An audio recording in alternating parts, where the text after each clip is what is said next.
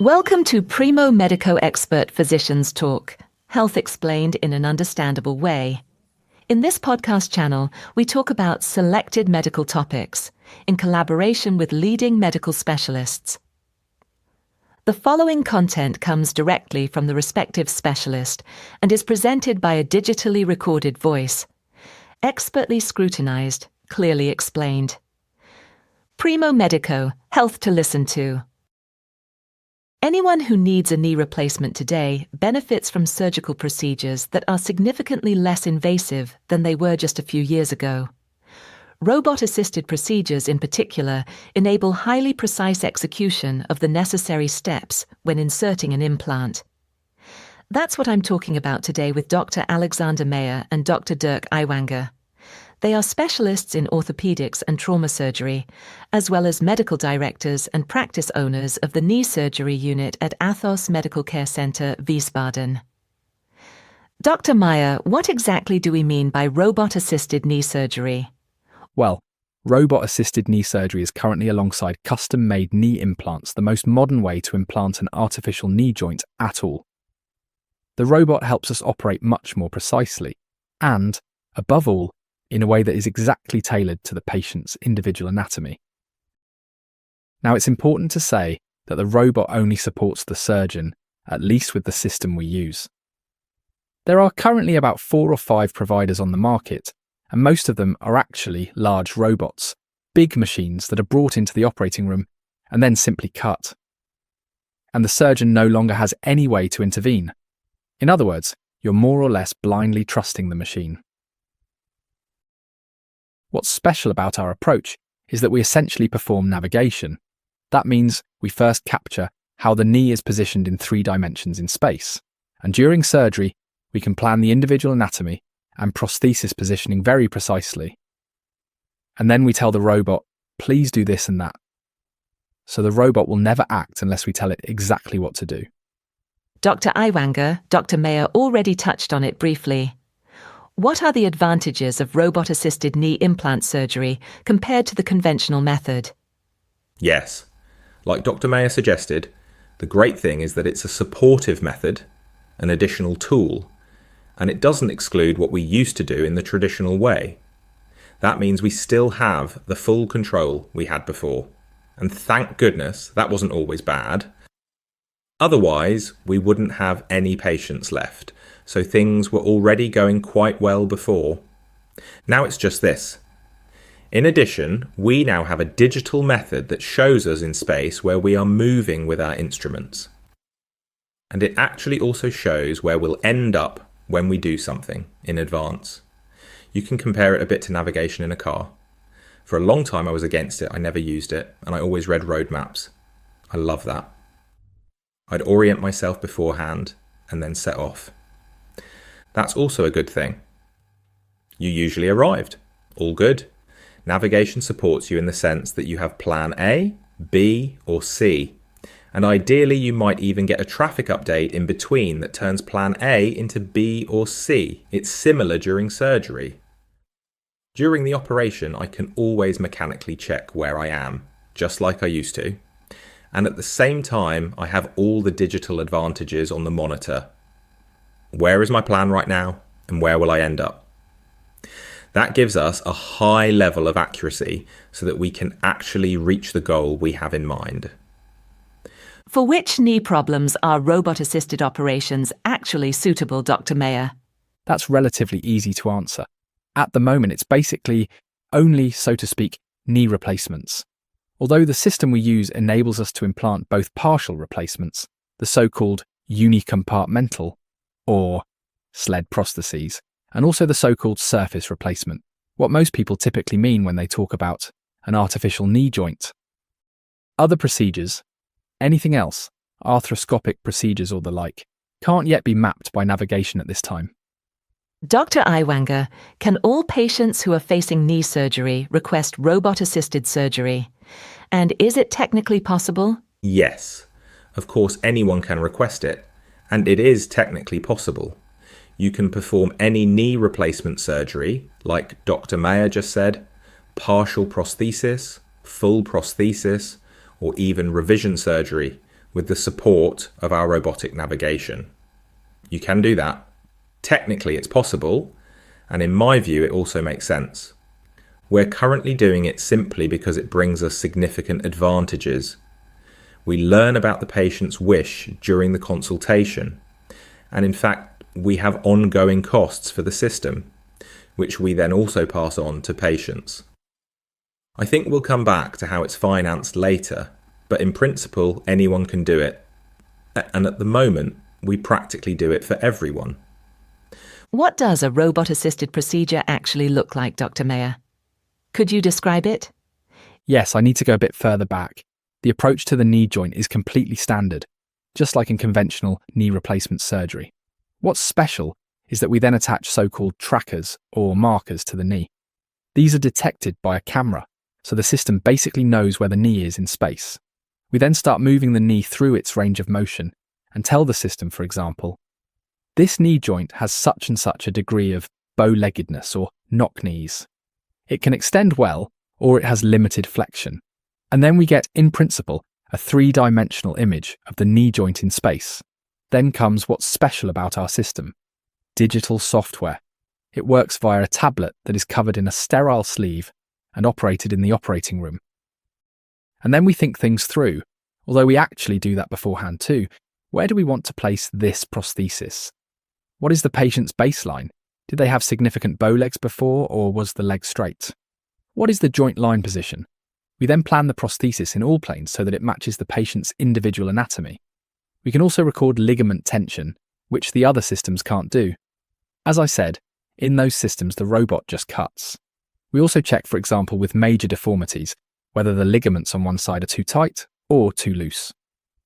Once navigation and planning are completed, only then does the actual robot come into play. You can imagine it like a milling device attached to a kind of small handle. This system is also recognised in space, and with it we mill the bone so that the prosthesis can then be applied exactly as we planned digitally beforehand. Dr. Eiwanger, does such a procedure, with all the planning and the information the system needs, take longer than operating without a robot? When we switched over and started operating with the robot, it did take longer. That's true. Capturing the instruments, the bone in space, and also the ligament tension simply takes some time. Now it's relatively quick, so we're not losing much time anymore. The good thing is we invest the time and then make it up again later. I'd say we're currently looking at an additional 5 to 10 minutes. That's very manageable for the amount of information and accuracy we gain.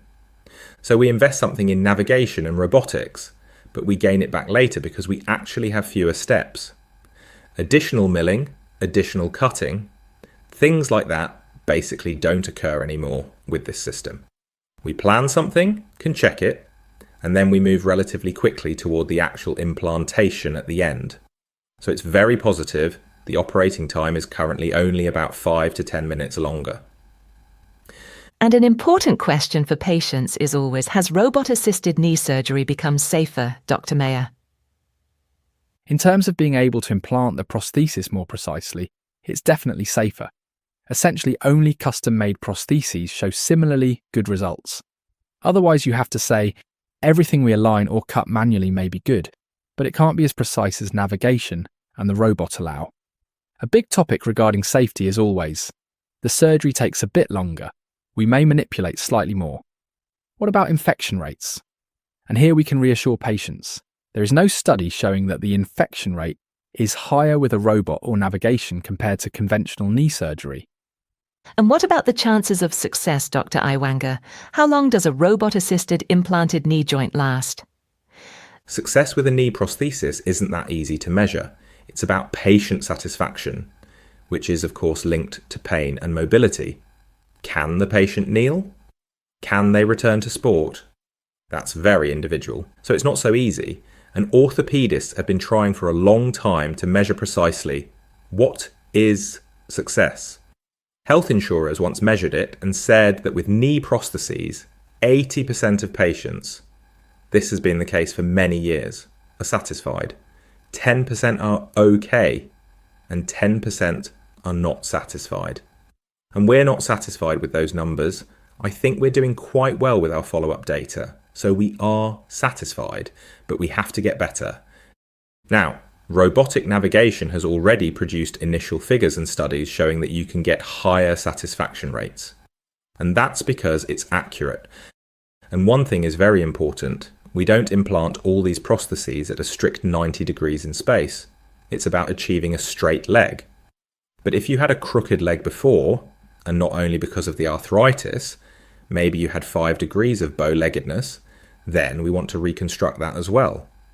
And this precise reconstruction of the pre-arthritic alignment is something we can only achieve with navigation.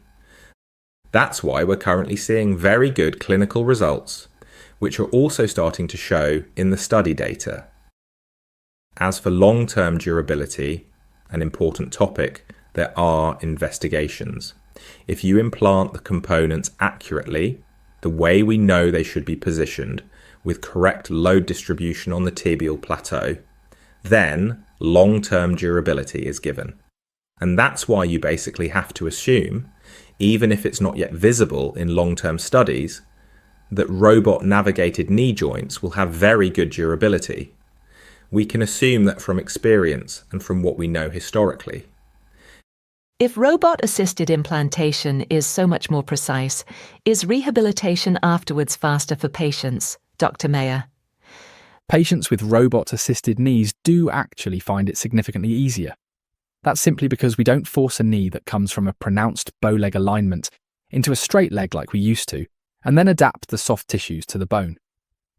Instead, we now adapt the bone to the anatomy as it was before. That also has to do with joint lines.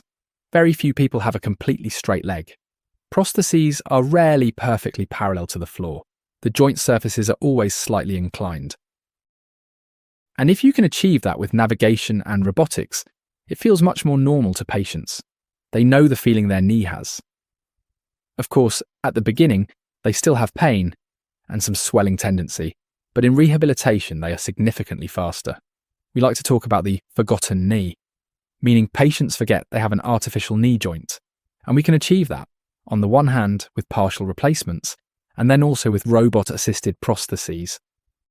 Dr. Eiwanger, you briefly mentioned costs earlier. How much does a robot-assisted knee replacement surgery cost, and do health insurers cover it? I'll start with this. Health insurers do not cover it. Neither statutory nor private insurance covers additional costs specifically for such an operation.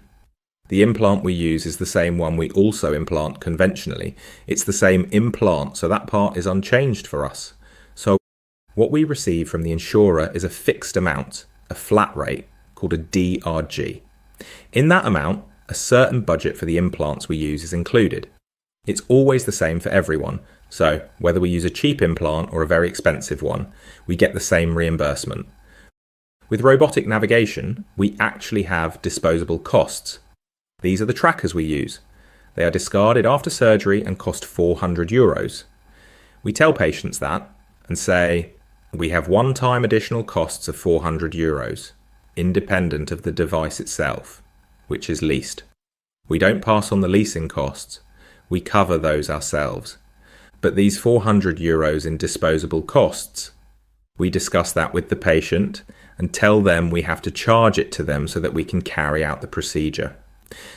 Thank you very much, Dr. Eiwanger and Dr. Meyer, for the information. This has been the Specialist Physician Talk, brought to you by PRIMO MEDICO, which is the premier choice for medical specialists and expert physicians. Thank you very much for taking the time out of your day to listen to our program. For more comprehensive and detailed information concerning the topic of medical specialists, please visit us online at primomedico.com. Join us again next time when we return with our popular segment, which is called Medicine for Your Ears.